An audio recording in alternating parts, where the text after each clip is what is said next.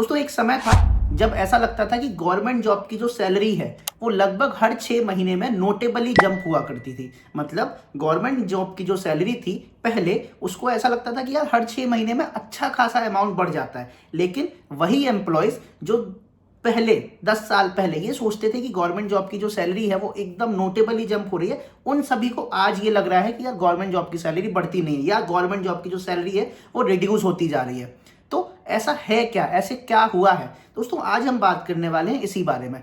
2007 से लेके 17 में जो गवर्नमेंट जॉब की सैलरी बढ़ती थी और 2017 से लेके 2026 में जो गवर्नमेंट जॉब की सैलरी बढ़ रही है उसमें जमीन आसमान का अंतर है। इसीलिए लोगों को लग रहा है कि गवर्नमेंट जॉब की जो सैलरीज हैं वो उस तरीके से नहीं बढ़ रही हैं या फिर मोटा मोटा स्टेगनेंट हो गई हैं, बहुत कम हो गई हैं। जहां पे कंपेयर करेंगे अगर हम प्राइवेट जॉब से तो उनके कंपैरिजन में गवर्नमेंट जॉब की जो सैलरीज हैं वो उस लेवल पे उस हिसाब से नहीं बढ़ रही हैं जिस हिसाब से बढ़नी चाहिए। तो आज हम कंपेयर करने वाले हैं 2007 से 17 की सैलरी और 17 से 27 या 26 की सैलरी। तो दोस्तों देर ना करते हुए आइए स्टार्ट करते हैं।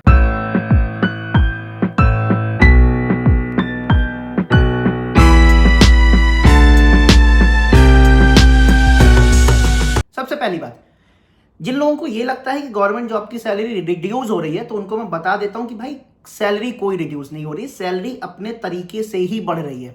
पहली बात तो बेसिक पे जो है उसमें कोई फर्क नहीं पड़ता है। आपकी बेसिक पे अगर 2007 में किसी एक तरीके से डिसाइड हो गई पे कमीशन के बाद, तो 2017 में जो आपकी बेसिक सैलरी है वो भी डिसाइड होगी, तो ये 2007 वाली भी चेंज नहीं होगी और 2017 वाली भी चेंज नहीं होगी। तो आपकी जो सैलरी पर ऊपर नीचे होना है वो सिर्फ और सिर्फ डीए की वजह से होना है। डीए क्या है? डियरनेस अलाउंस, जो किस हिसाब से डिसाइड होता है? इन्फ्लेशन के हिसाब से डिसाइड होता है। इन्फ्लेशन कैसे डिसाइड होती है? कंज्यूमर प्राइस इंडेक्स निकाला जाता है, वो कंज्यूमर प्राइस इंडेक्स जो इंडस्ट्रियल वर्कर के लिए आता है उसके हिसाब से आपका जो डीए है वो लगता है आपकी टोटल सैलरी के ऊपर, जिसके हिसाब से आपकी सैलरी डिसाइड होती है। ठीक है, तो पहली बात तो बेसिक पे रिड्यूस नहीं हो रही है। तो अगर आपको ऐसा लग रहा है कि गवर्नमेंट जॉब की सैलरी रिड्यूस हो रही है तो नहीं हो रही है। ठीक है, पहली बात। दूसरी चीज, अब हम कंपैरिजन करते हैं कि आखिर हो क्या रहा है, आखिर ऐसा क्यों लग रहा है कि यार गवर्नमेंट जॉब की सैलरी बढ़ नहीं रही है। जो लोग बाहर हैं, जिन लोगों की अभी तक जॉब नहीं लगी है, उनको नहीं लग रहा है ये, उनको कभी नहीं लगेगा क्योंकि अभी उन्हें गवर्नमेंट जॉब में जाना है। लेकिन जिन लोगों की जॉब लग गई है, जो करेंटली गवर्नमेंट जॉब में है, उनको ऐसा लग रहा है कि यार सैलरी रुक गई है। अब हम कंपैरिजन करते हैं, 2007 की बात करते हैं। 2006 में पे कमीशन आना था, 2007 में आया, एक साल डिले होके। उस समय पे जो आपका डीए था वो लगभग 6% के आसपास था। ठीक है, 2007 में। कंपैरिजन करें, 2016 में पे कमीशन आना था, 2017 में आया, 17 में जो डीए था वो था 2%। 2007 से अगर मैं 2008 की बात करूं तो जो आपका डीए है वो बढ़ के हुआ था लगभग 15% के आसपास, 15 से 20% के आसपास। यहां पे मैं बात करूं 2017 से 2018 में, तो 2018 में हुआ लगभग 8% के आसपास। मतलब यहां पे अगर आप देखेंगे तो लगभग मोटा मोटा 10% इंक्रीज हुआ है, और इस 2016 से 17 वाले पीरियड में देखेंगे तो लगभग 5% इंक्रीज हुआ है। ठीक है, अब 2006 में कमीशन लगना था, 2010 की बात करते हैं, 4 साल बाद जो डीए है वो बढ़ के हो गया 45%। यहां पे 2016 में पे कमीशन लगना था, 2020 में अगर मैं देखूं तो जो डीए है वो बढ़ के हो गया लगभग 17%। ठीक है, अब 2013 की बात कर लेते हैं। 2013 में लगभग साल कितने हो गए? 2006 से 13, लगभग 7 साल के बाद जो आपका डीए है वो बढ़ के हो गया 80% 2013 में। अगर मैं यहां पे बात करूं 2016 से 26 वाले पीरियड में, तो 2016 से जो 7 साल हुए वो हो गए लगभग 2023 में। तो पहले 2022 में जो आपका डीए हुआ वो हुआ लगभग 34% के आसपास। फिर 2024 में, मतलब लगभग 8 साल बाद, हो गया 50% के आसपास। वहां पे मैं बात करूं 2007 से 17 वाले पीरियड में, तो 2013 में 80% हो चुका था। उसके बाद 2015 में एक बहुत ही शार्प जंप आया और लगभग 120% के आसपास का आपका डीए हो गया। तो जब आप 2016 में पे कमीशन देख रहे होंगे, जिसने भी देखा होगा, मैंने अपने टाइम पे देखा है, मैं उस समय पे ही मुझे जॉब लगी थी, तो 2016 में आपका जो डीए हो गया था वो हो गया था लगभग 125% के आसपास। और अगर मैं यहां देखूं 2026 में, तो अभी जो डीए हुआ है वो हुआ है 58%। फॉर कैलकुलेशन 60% मान लेते हैं। तो अगर आप देखेंगे कि 2006 से 2016 में डीए बढ़ा 125% और 2016 से 2026 में डीए बढ़ा 60%। मतलब यहीं पे आप देखेंगे लगभग आधे का अंतर आ गया। आप समझो कि सैलरी हमें ऐसा क्यों लग रहा है कि रिड्यूस हो रही है, क्योंकि डीए अपने हिसाब से नहीं बढ़ रहा है। अब डीए क्यों नहीं बढ़ रहा है, क्योंकि 2006 से 2016 में जो इन्फ्लेशन रेट थी वो बहुत हाई थी कंपेयर टू 2016 से 2026 में जो इन्फ्लेशन रेट है वो कंपैरेटिवली लो है, अगर मैं बात करूं 2006 से 16 वाले की।